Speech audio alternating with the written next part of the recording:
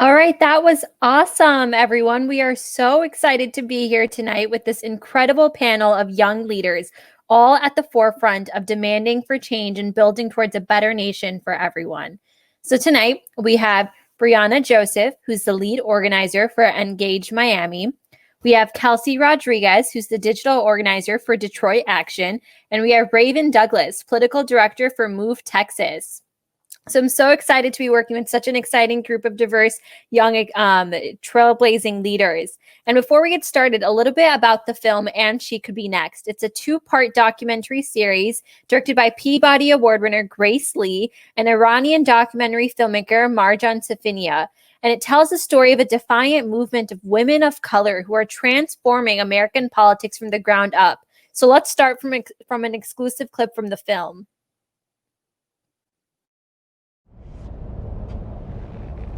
I'm excited that you get to be a part of making your future be what you want it to be. You know, it was really important for me that, you know, young people like you and all of y'all really work with me because, you know, it's your future that's going to be most adversely affected if you're not part of the solutions. Jay, how did you find the campaign when you first applied to be the chair? I got an email from Emory about a campaign, and I looked up Lucy, and my mom already knew who you were.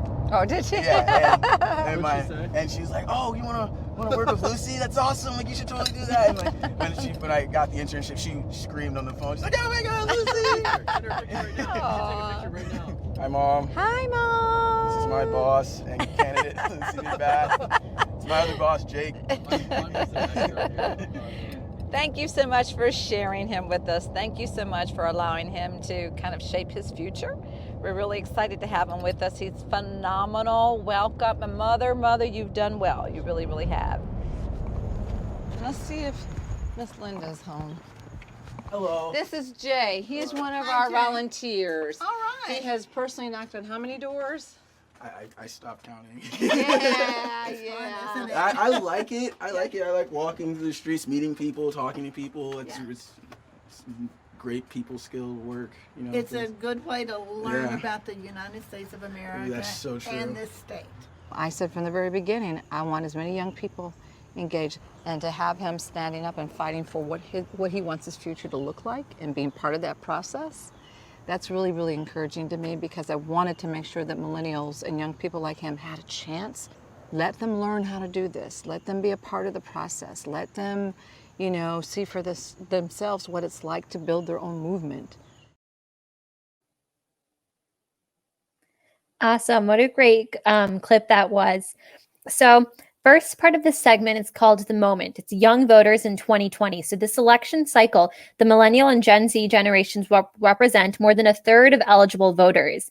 And as indicated by our unprecedented turnout in the 2018 midterm election, our vote is likely to play a historic role in the upcoming elections. Just as this past week, we lost the icon Ruth Bader Ginsburg, who once said, "One's lives not just for oneself, but for one's community." So this question's for all three of you. Has her passing shifted your thinking of your work in this moment? If so, how? And any one of you can kick it off. I can start. I think it definitely has. I think there's a sense of urgency now, making sure that everybody has all the information that they need, that, you know, we make sure that people know what's at stake this election, how important it is that everybody takes that opportunity to vote, and make sure that their voice is heard, because we can't afford to let anybody go silenced this time around. Yeah, I absolutely agree with that. I think, you know, I'm sure 2020 has been difficult for all of us, and not just politically, but with the COVID pandemic and everything. And I think that there have been some instances and times where I've kind of felt like I've wanted to give up. But I think with the passing of Ruth Bader Ginsburg, it's really sort of like a perception of it's time to grieve, take the moment that you need, but it's also time to regroup and organize. And so I think that a lot of my peers and myself are kind of invigorated as we go into November. Yeah, similarly to Raven, same for me. I don't really think that her passing has shifted my thinking per se. I think that it's galvanized me, if anything, to want to do as much as I can. So RGB paving the way for future female lawyers, her being the second female Supreme Court justice, and her fight for gender justice. During a time when women were not seen as equals, definitely weren't seen as equals, reminds me of how important this work is when it comes to shifting the narrative and changing our society for the better. And so definitely, galvanized me and is going to help me get through this next few months of helping as many young people turn out to vote as I can. Love that. Thank you all for sharing. And it's the ripple effect of, unfortunate, tragic outcomes as such that lead to sort of that, like you said, galvanization with all of us. So that's like what we can really hope for. So this first question that I have is to Raven.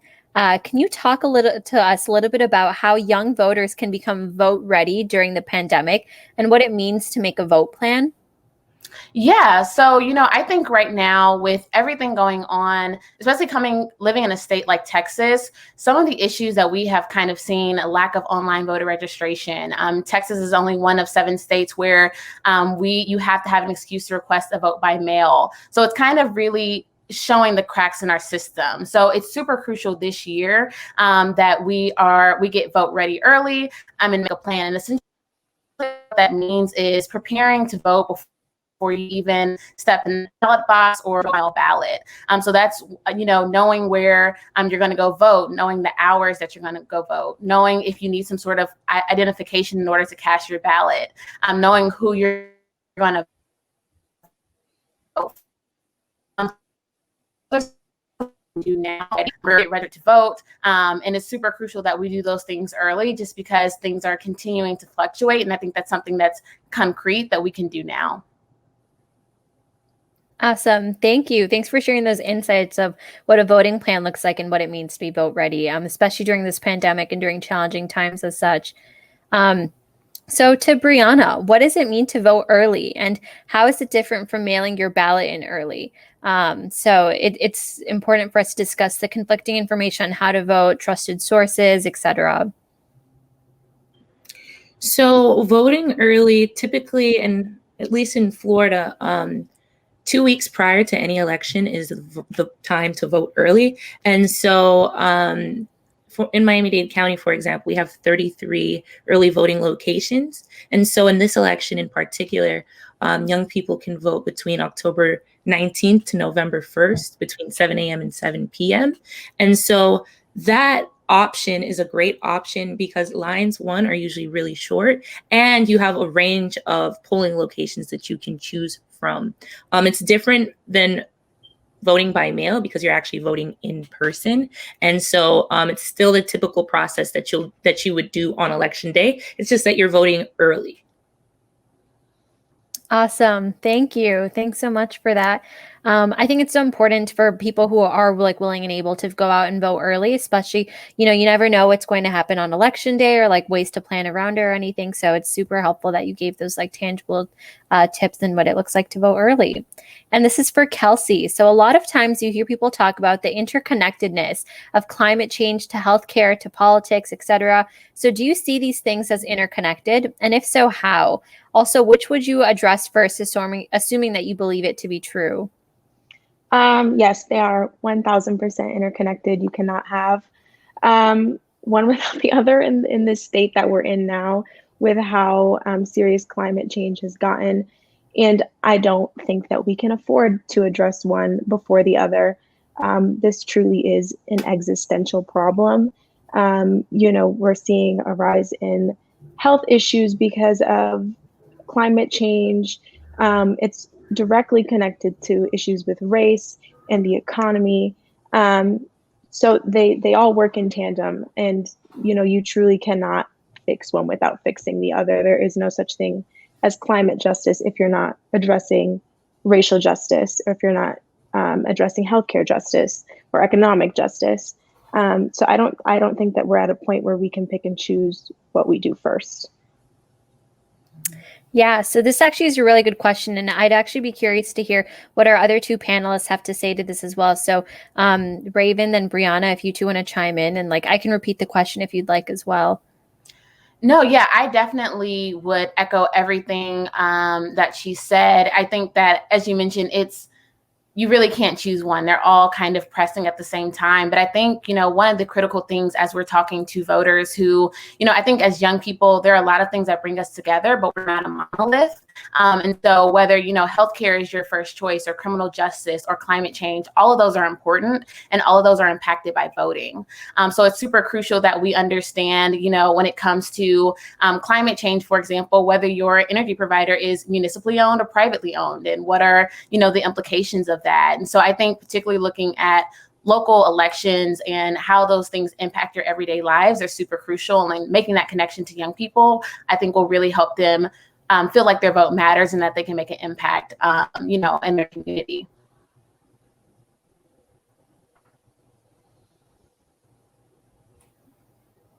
For sure. Agree with you two so much. They're so interconnected. When I think about Florida, I think about the heat here, and how, people who are suffering from the heat the most are actually the ones who don't have access to healthcare oftentimes.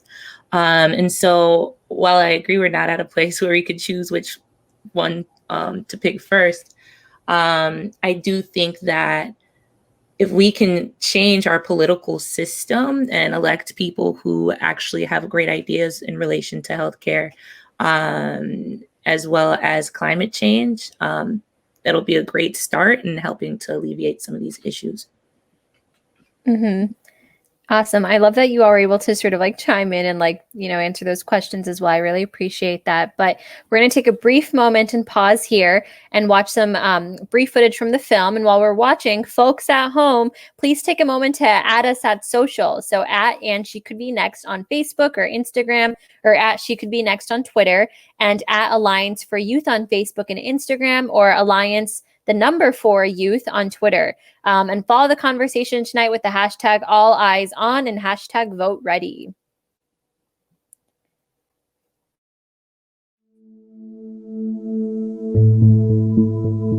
I was always taught the importance of voting, and then to see people showing up to the polls on election day thinking that they've done everything that they were supposed to do. They registered in time. They went through all of the proper steps. They showed up at their polling place on election day, but some of their votes still didn't count.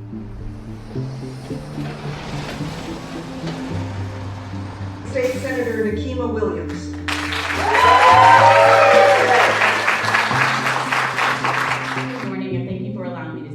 Democracy does not end and stop on election day, and that's the point that we have to get across to people. But I'm here today as a citizen of Fulton County, a voter in Fulton County, and a very concerned auntie of a sophomore at Spelman College who went to cast her vote at Booker T. Washington High School on Tuesday and was initially told that her name was not on the voter rolls, and she, because I am her aunt and she knew exactly what to say, she pressed the polling official and told them that no, I am registered to vote. I am at my proper location. And they went back and looked, and they finally found her name. Well, in the interim, when she asked for a provisional ballot, they told her that they couldn't give her a provisional ballot because they only had 2 left, and it wouldn't be fair for them to give her a provisional ballot and not have any for everyone else. The poll official actually said, in quotes, that wouldn't be fair to the other voters who might need a provisional ballot when we only have 2 left. I know that you're going to do the right thing and make sure that every vote is counted, regardless if it was provisional or on one of your machines on election day. Thank you.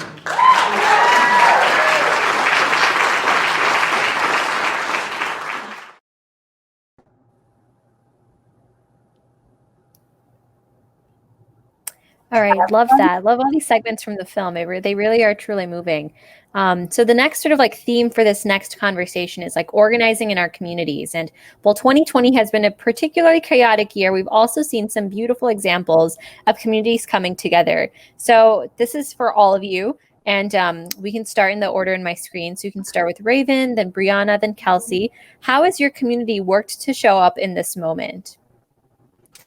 It's almost like, not to your own horn, but it's like, how have we not shown up? I think that COVID has really, traditionally, Texas, again, we don't have online voter registration. So all of our work is in the community, face-to-face, paper to paper, one-on-one every single day. And so we've had to be really innovative in the way that we engage communities, but also, still build in that fun aspect of building voting into the everyday culture of young people, and still making it relevant. And so we've had to try a bunch of different things, but I think some of the things that I'm really proud about is, one, we have really utilized cultural organizing to draw young people in. So that's everything from doing a concert series with local Texas artists that engage young people, to we did for National Voter Registration Day on Tuesday, we did a reverse telethon where you don't call us, we call you. And we called over 85,000 young people to get them registered to vote. And so we've sent out over 400,000 voter registration applications to young people all across the state, and are really working with them to follow up and just really let young people know that although there are some steps and some barriers to getting registered and to voting, it still can be done. It's still possible, and we can get it done together. And so I think that our team across the state, working with a number of different partners, has really been able to show up and show that, even in a different time, we can still, build community and bring everyone together.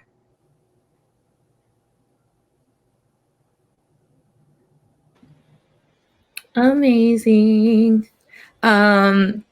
So people have been showing up and showing out in Miami-Dade County for sure. So there are tons of community fridges that have been popping up. People are having Zoom meetings to keep each other updated on, local decisions being made in relation to COVID. People are supporting each other with filling out unemployment paperwork and navigating housing insecurity. And a lot of people are turning out to commission meetings now as well. I'd say now more than ever before, since the switch to things being virtual and our commission meetings being virtual. And people haven't only been showing up, but they've been speaking at community forum more than I've ever seen. And that's just speaking about individuals, not particularly organizations, just my community in terms of the people who live here. As well as, obviously the organizations in my community are doing awesome work as well.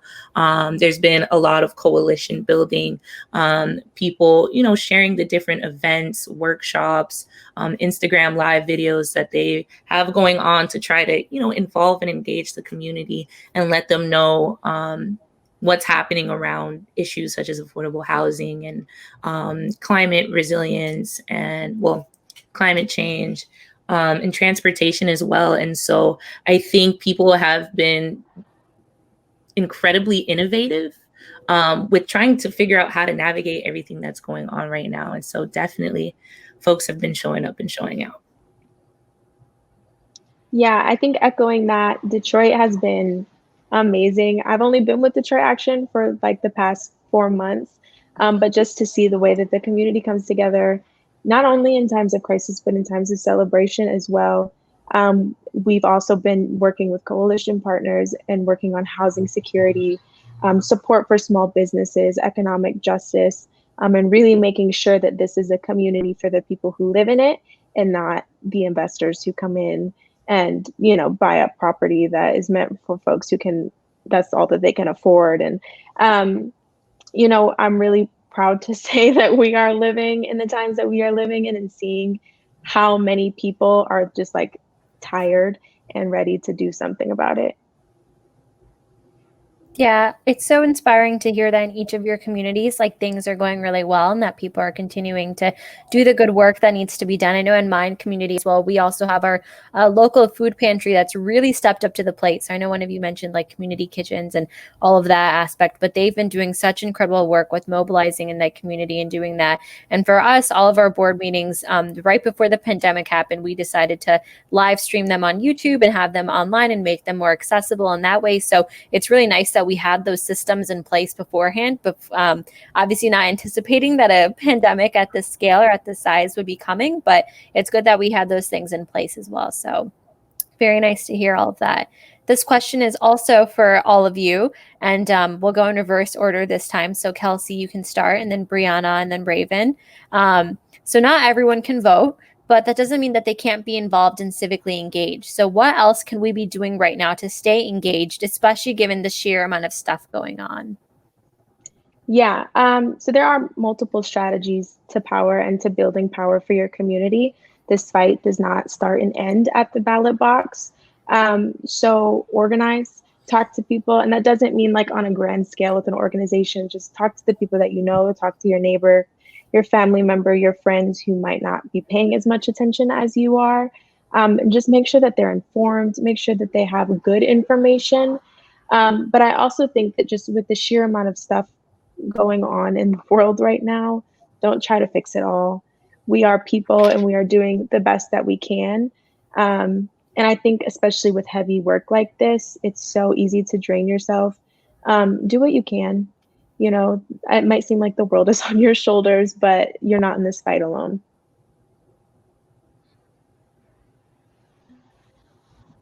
Definitely. So there are tons of ways to get involved beyond voting. One could be registering your friends to vote or encouraging them to, register themselves. You can volunteer on someone's campaign that aligns with your values. You can also volunteer at a local nonprofit. At Engage Miami right now, we're doing tons of phone banking. We've actually made over 800,000 calls so far to young people to ask them if they're registered to vote, to help them register and come up with a voting plan, and also to help them request their vote by mail ballot if that's something that they're interested in. And so organizations, especially like the civic organizations we're a part of, it's all hands on deck right now. So we need all the help that we could get. Come on. What else? Oh, and most importantly, if you're able to become a poll worker, there is a huge shortage on poll workers right now, at least in Florida. And especially with COVID, I think the average poll worker was 50 years old.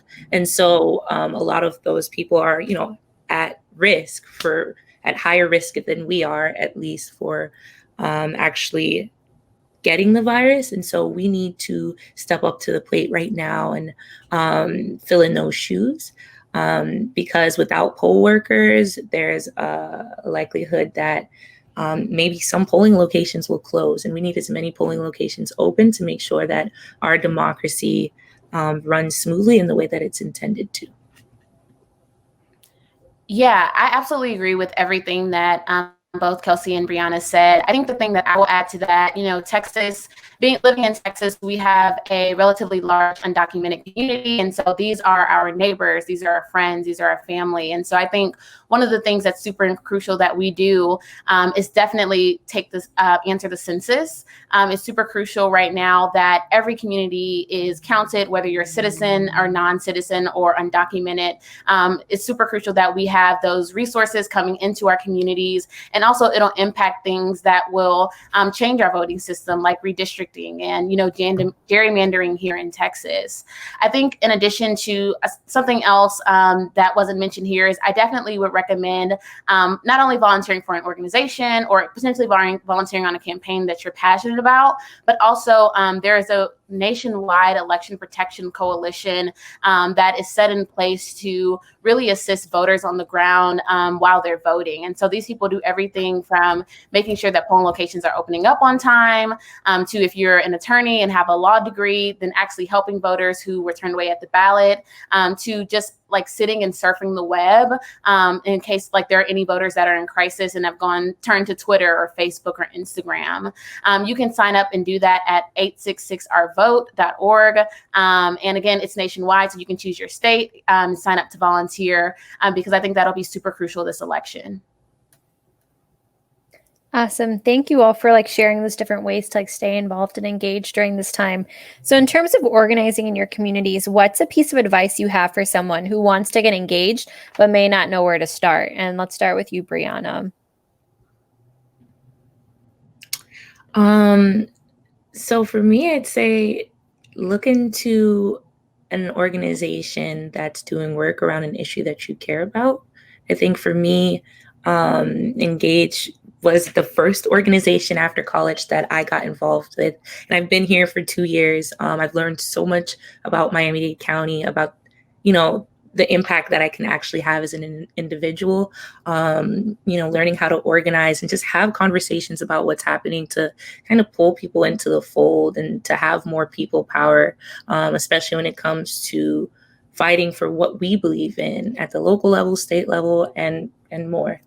And so that's one of the first steps I have for getting involved is joining an organization. It doesn't have to be a nonprofit per se, but and I think it's really easy right now to kind of get a look into what different organizations are doing, especially because things are virtual. It's as easy as clicking a Zoom link from the comfort of your living room. You don't have to particularly have your camera on. You can just kind of pop in and say, hey, I'm here with good intentions, just trying to learn a little bit. I might be shy, I might be nervous, but there's nothing to be afraid of. And so get involved.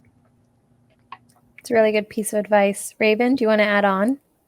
Yeah, I think that before even getting involved, I think your mindset is super important. I think a lot of times as young people, we feel like we don't know enough, or we're not smart enough, or we're not an expert on the issue, or we're the youngest person in the room, and that may be intimidating. And I think it's super crucial for young people to understand that lived experiences are enough. The fact that there are increased cancer rates in your community or asthma rates, or, I live in Houston and my community was devastated by Hurricane Harvey a couple of years ago. Like, those are experiences that lead you into this work, and those experiences will make you an expert on the things that you're doing. And so don't think that because you don't have a degree in environmental science that you can't, run for office or, go speak at city council, because, it's super crucial that you're engaging on the things that are important to you, especially if they're impacting you.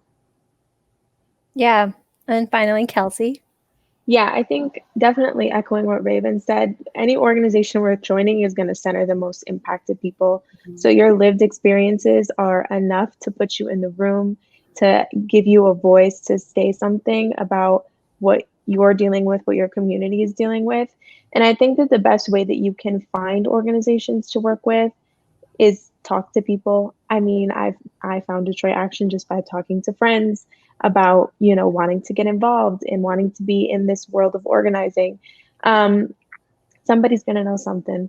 These organizations are working hard to get their name out. So talk to people. And if you can't find an organization, like, start the work on your own. It might not be on a grand scale, like, these organizations that have all these money to power them, but that doesn't matter. The work that you do matters. You have that personal connection with the people in your community to make a difference and for them to want to join you in this movement. So if you can't find exactly what you're looking for, start it on your own. You don't need us. That's such a good, empowering piece of advice. I feel like for someone watching, to hear that from, all of you really does mean a lot. So I love asking the advice question. So thank you all for answering that. So let's talk a bit about voting. We know it's important to not just vote ourselves if we can, but to help ensure our loved ones are also staying informed and becoming civically engaged. Sometimes it's much easier said than done, but this again is for all of you. What's a creative way to help organize our communities and loved ones, and how can we get them more involved, especially right now with so much happening? And Kelsey, you can kick us off with this one. Yeah, it can be hard to talk to loved ones about politics and social justice issues.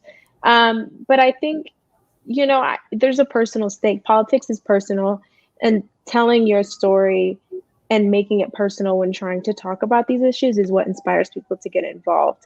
So I think that when you're talking to people that you know, or sometimes, people that you don't know, depending on how much information you're comfortable giving away, make it personal, because otherwise, you're just talking and they can walk away from that conversation not feeling anything. Yes. And then Raven, do you want to add on? Yeah, I completely agree with that. It's not necessarily creative, but just simply talking about, voting, as Kelsey mentioned, and the impacts of that. I came from a family where we were pretty involved in our community. My mom ran a church food pantry. We didn't really talk about voting. And I think a lot of times people think that, especially communities of color, that we don't vote because we're apathetic or we don't care. But a lot of times we don't understand there are a lot of barriers in the system. And I think there is there isn't enough clarity around how the system impacts us. And so I think, again, making it hyper local of, in Texas, we can elect our judges and our DAs and, really hold these people accountable when it comes to our criminal justice system, I think is super important. But I also think that, as I mentioned before, we should do our best to build voting into everyday life. So, I know a lot of states are kind of going back to something that is moderately normal, but it should be normal to go to the movie theater and see voter registration, or it should be normal to go to a restaurant and see someone doing voter registration outside the door. And so I think kind of plugging voter registration and voting into everyday life, I think is super crucial. And I think it'll really help us kind of shift the narrative on voting, who really has the power, and, how we can really make an impact. Yeah, and then finally, Briyana, do you want to wrap things up with this question? Sure. Could you repeat it one more time? Oh, yeah, of course. Please? It's what's a creative way to help organize our communities and loved ones, and how can we get them more involved, especially right now with so much happening? Oh, so yes, definitely agree with you too. Figuring out what it is they care about. Like, is it hard to, for example, here in Miami-Dade County, young people can't find anywhere to rent for under $1,400, for example, for a 1-bedroom. And so talking about what we're experiencing, is it lack of affordable housing? Do you wish transportation was better?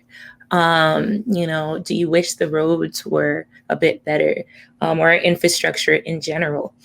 So bringing up the issues, but not talking about it in a way that makes it sound political, just having a conversation about, what we're experiencing, and letting young people know, and letting people know that, we do have a stake in changing what's going on and making our community a better place for everyone who lives here.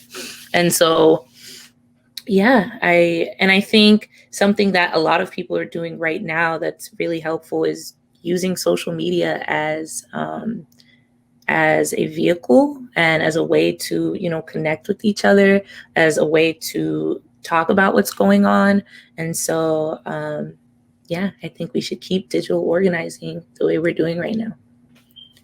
I love that you brought up social media. I think that I personally have seen so many pros to social media and ways to mobilize people and get them excited and rallied up against a common cause or something on there. But I've also seen a bit of cons on social media as well, like the aspect of maybe perhaps call out culture and whatever your opinion may be on that. But what are some of your thoughts on the pros and cons of social media? Again, this is just for each of you. I think it's really, especially with so many young people watching, ways to be mindful of the tool that social media is. Raven, if you want, you can start with this one. Yeah, I think a good pro is obviously it's educating young people. I think what we're really seeing that is taking that's really kind of taking off on our social media is kind of those educational infographics. So what's going on with USPS, or what's happening with the Supreme Court? Those kind of 5 to 7 slides have been super crucial and critical and helpful for people who didn't really understand what was going on. And then they can ask follow-up questions or just kind of get brought up to speed on what's happening. And you can do the same thing with voting or poll worker recruitment or whatever that may be. I think a con is definitely disinformation. I think especially in Texas, there is a concerted campaign to discredit vote by mail. And we know that voting is about having options. So if you want to vote in person, you should go vote in person. But if you don't feel comfortable doing that, you should vote by mail if you qualify. And so I think those are kind of some of the benefits of social media, but also some of the barriers. Great. And Kelsey? Yeah, so I'm a digital organizer, so this is me all day, every day, behind the computer making social media posts. But yeah, I think one of the benefits is, one, you're able to reach so much more people than you would in a day of knocking doors. And especially now during COVID, when we can't knock doors, we're able to still be in community together. And I think one of the beautiful things about social media is that no matter where you go or where you're at, that we're still able to have that community. But yeah, I think disinformation is the biggest problem with social media, because how do you combat it? You have these bot accounts that look real and they look credible, spreading horrible information and that people are believing, and it's so hard. Like the cognitive dissonance is just not there to, like, if it aligns with their views, to convince them otherwise is so difficult. So finding a way to battle that is definitely the hardest part. Yeah. And Briyana, you inspired this question. So wrapping things up on the pros and cons of social media. Honestly, I don't have much to add, but pro, obviously, definitely space, capacity, people actually being able to tune into what's going on, especially folks who may not have had transportation to be a part of these conversations and make it physically to spaces now can click a link and hopefully have access to join that way. Cons, definitely the disinformation. We have to be paying attention to who these organizations are that we're actually getting our information from, making sure that, these Instagrams that we might be looking at are credible, reliable sources that we can get our information from. What else? I think also, I think that's about it for me. Mm-hmm. Mm-hmm. That's awesome. Yeah, I think with so many young people watching, I think it's always important to shed light on some of the additional benefits there are to social media, more than just like posting, a selfie here and there and like doing all that stuff, but ways to take it to the next level, especially when it comes to organizing and stuff. So super excited about that. So we're going to pause again for another short clip from the film. And during the break, we ask that you go to allianceforyouthAction.org/vote ready to double check your voter registration status to ensure your hashtag vote ready.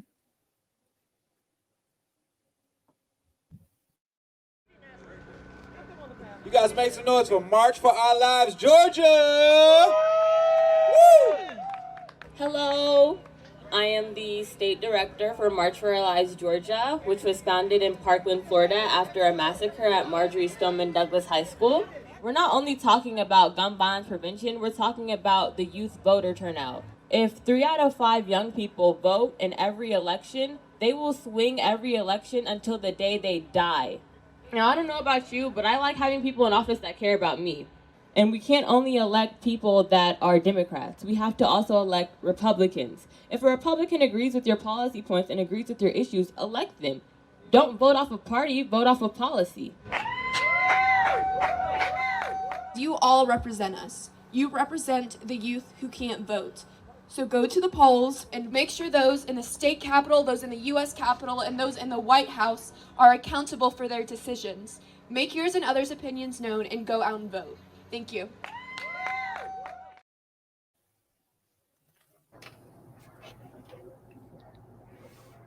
So how powerful is that?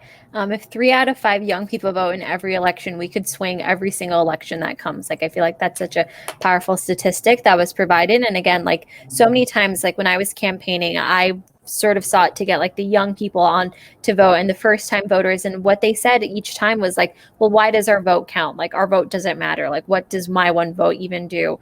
So what would you say to a young person who I think feels that sort of sentiment, that sort of, I guess it's like this like negative like connotation associated with their voice not mattering? Like what's one thing you would say to someone to sort of assure them that like why their vote does matter? How would you get them to get out and vote? And we can start with you, Briyana.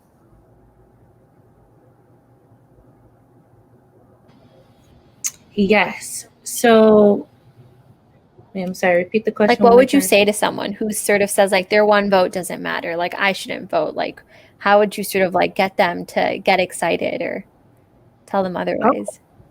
Oh, great question. So our vote does matter, right? Gen Z and millennials make up 30% of the electorate almost in this country at this point, if not more. And so, like the stat said, if we turn out to vote at the same rate that maybe our older counterparts do, we will swing these elections. We can help decide who wins these seats and help decide ultimately what policies potentially are passed, what laws are passed, and kind of what our system looks like and the type of people that are making decisions on our behalf. And so we need to turn out to vote. We're innovative. We're not apathetic, how people say. We have great ideas. And so our vote matters. We should turn out. Awesome. That was really good. Raven? Yeah, I could not agree more. I think, kind of from my perspective, one, if our vote didn't matter, they wouldn't be fighting so hard to disenfranchise us. And I think that that's super critical. But also, two, it's just the numbers don't lie. So, 3 out of 5 young people in this country can swing an election. In Texas, 1 in 3 eligible voters are under the age of 30, and 63% of them are young people of color. So we are the community. And so if we just show up and vote like it, we can really impact the election and, potentially like what happens after that. So I definitely think that, a part of the system is making us feel like, or a part of kind of voter suppression is making us feel like our vote doesn't matter, or they don't care about what we think or our issues. But that's just playing into their game. And so I think it's super critical that we show up and we turn out to vote, so that we can take our power back. Awesome. And Kelsey? Yeah, so in Michigan, in 2016, Donald Trump won the state by 10,000 votes. That is only 2 votes in every precinct in Michigan. So the idea that like your vote does not count is false. We need every vote counted because that's as small of a margin that they can win by. And I think that a lot of young people are kind of disillusioned with the voting process right now because they don't feel properly represented. But just like the clip said, we're voting on policy.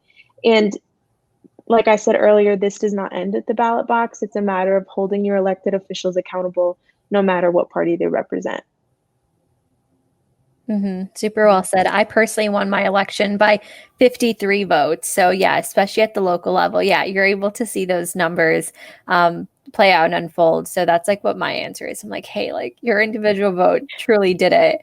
So now let's talk a bit about like what's at stake. So the 2020 electorate is shaping up to be more progressive than 2016 on a range of social and economic policy issues, including healthcare and poverty. So it feels like we're told every election year that this is the most important one yet, but this year truly does feel different. So again, this is for all of you. What makes this election important to you? And we can start with you, Kelsey. Yeah, I think the past 4 years have been hard. I think like to see all of the issues that have arisen between just this past year with COVID and the Black Lives Matter movement, and like these things finally exploding. We can't afford to have the wrong people in office anymore. Like we're running out of time to change things. It feels, like I said earlier, very existential. Like I'm nervous for election day. Like I just want to make sure everybody's voting, because we really, like I said, just can't afford with the current state that we're in to have the wrong people in office. Yeah. And Briyana? So I feel like everything's at stake this election, from climate justice, affordable health care, community safety, immigrant rights. The list goes on. Literally any issue you name is at stake right now. And I feel like COVID showed us how broken our system actually is. And so we need to make sure that we're electing people who have what it takes to fix it and who, has everyone's best interest in mind. So everything's at stake. And so we need to turn out and show out like it is. Yeah. And Raven? Yeah, I definitely agree with all of that. And I think, just speaking from a voting rights perspective, I think there's just so much on the line related to, the passing of HR 1 and, trying to reinstate pre-clearance for states like Texas who have a history of voter suppression. At the state level, we have our legislative session next year, and we're probably closer now more than ever to getting things like online voter registration or standardizing our, volunteer deputy registrar process and all of those things. And so I think that there are so many barriers that we can break down if we just, again, all come together, turn out to vote, and really build or elect representatives who represent us. Yeah. Thank you all.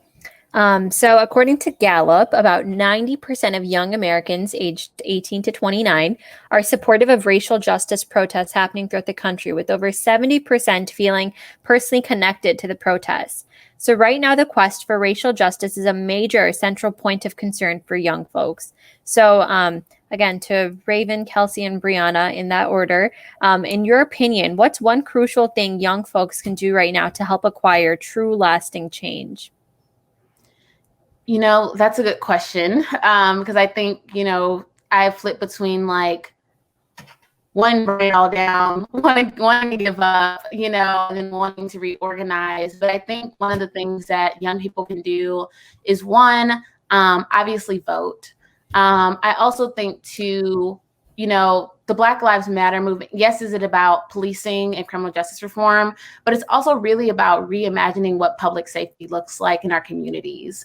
It's about how do we heal Black communities from the trauma of being terrorized by police. It's about, you know, imagining how we can keep our communities safe while minimizing the over-policing that's happening.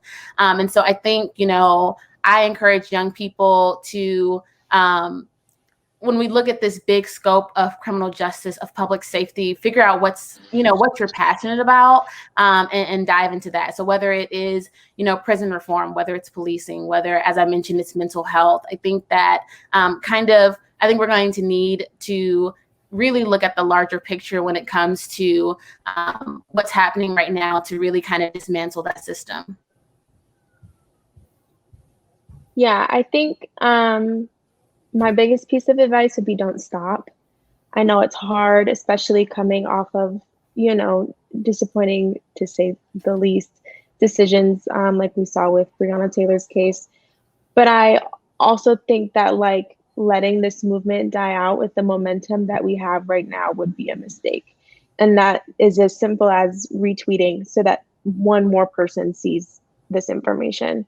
You know, we've been going and going all summer with the protests and with people spreading information on social media so that people who are on the ground can see it.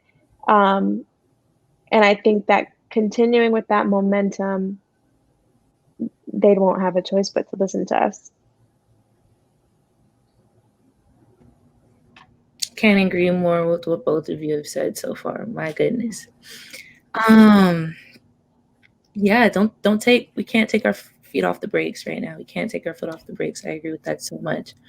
You know, we need to make sure that we're voting, especially in local elections, because, you know, our mayor, along with our local government, are the ones who decide what our policing looks like for the most part. And so we need to make sure that we're voting in those elections and paying attention to local elections as well. I think something else that people can do right now is, you know, participate and join into any orgs that are doing the radical work of reforming our criminal justice system, reforming our policing system, people that are thinking outside of the box to, you know, make community safety by and for the community.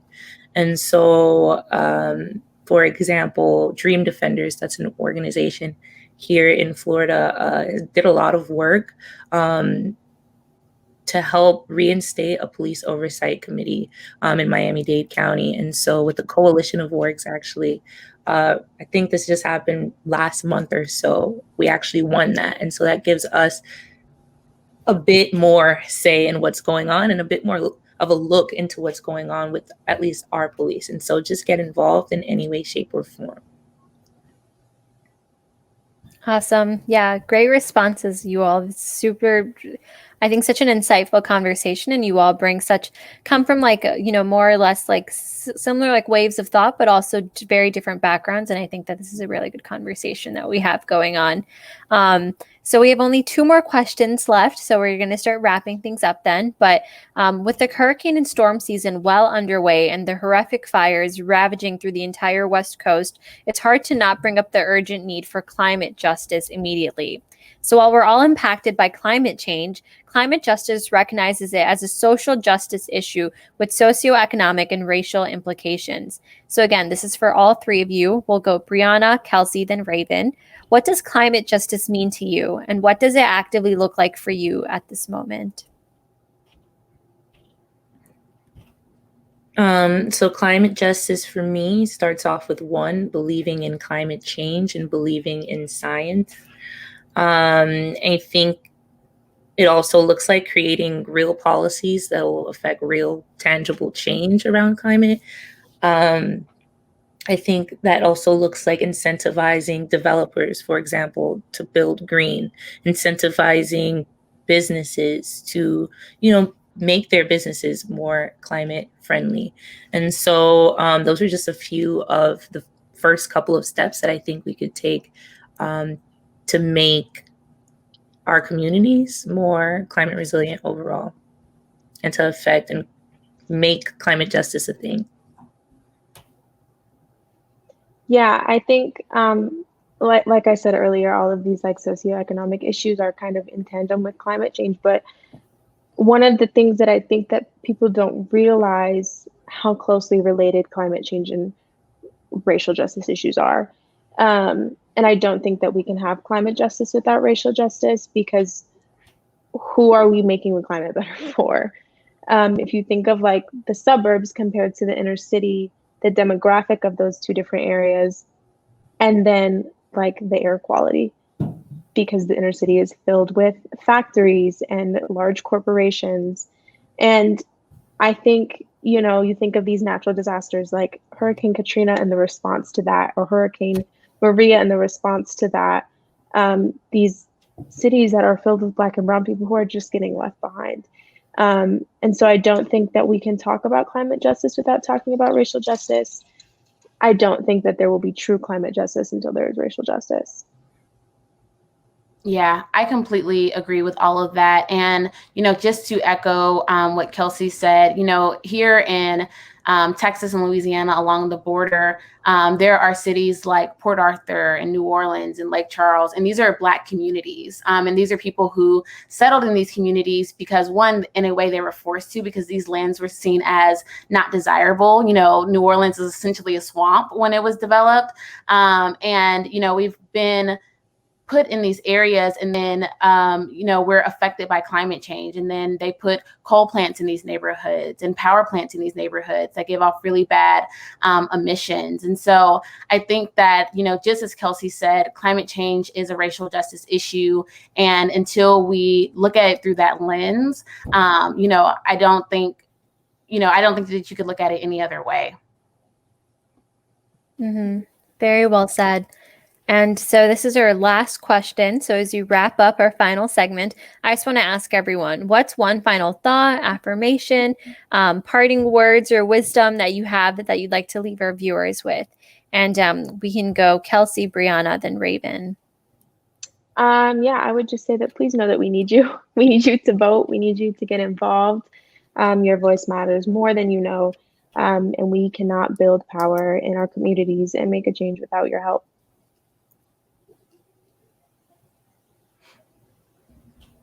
I want to say, one, so glad to be on this panel with such amazing leaders in the community.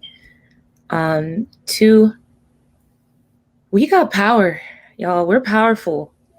We're powerful, and we need to use our power to make sure that we're building communities that care about everyone's well-being, where everyone can have the agency to be their best self and have the support that they need to be their best self.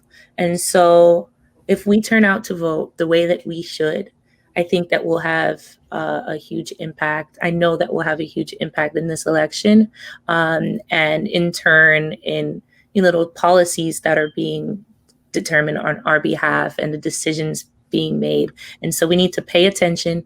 We need to hold our elected officials accountable. And most importantly, we need to vote and make sure that we're paying attention to what's happening in our community so that we can continue being the leaders that we need to be. Yeah, and I think the one thing that I would leave with young people is that I think it's super crucial to understand that sometimes change is slow. And sometimes it doesn't happen as quickly as we want it to. But, the work doesn't stop after November 3rd. On November 4th, we will still need you in our communities, volunteering and getting involved. And so just if November 3rd doesn't go the way that you expect it to go, again, like I mentioned, grieve, regroup, and then we can organize again. But as I said, don't give up on after November 3rd. Awesome. So in like 3 words each, we need you, we got power, and change is slow. So super wise words from all of you. Well, that's all that we have for today. So thank you again to Raven, Kelsey, and Briyana for your super inspiring, thoughtful comments, words, and remarks. They're so appreciated being on this panel with you all. You are such brilliant individuals, and I was super lucky to, share this past hour with you all. A huge thank you to DJ Carmen Spin Diego for opening the event, and of course, our viewers who joined us tonight. So before we go, a couple of quick reminders. And She Could Be Next is still available for streaming via various platforms. So to learn more about how and where you can watch, please visit andshecouldbenext.com/watch. And getting #VoteReady is one of the most powerful ways we can fight for our democracy. And that power is in our hands. Use Alliance's #VoteReady Center and start making your plan today. So go to www.allianceforyouthAction.org/voteready to register to vote, know what's on your ballot, get involved with national campaigns, and get connected with our network and organizations like the amazing ones represented here on this panel. Thank you, and good night, everyone. Thank you. Bye. Thank you.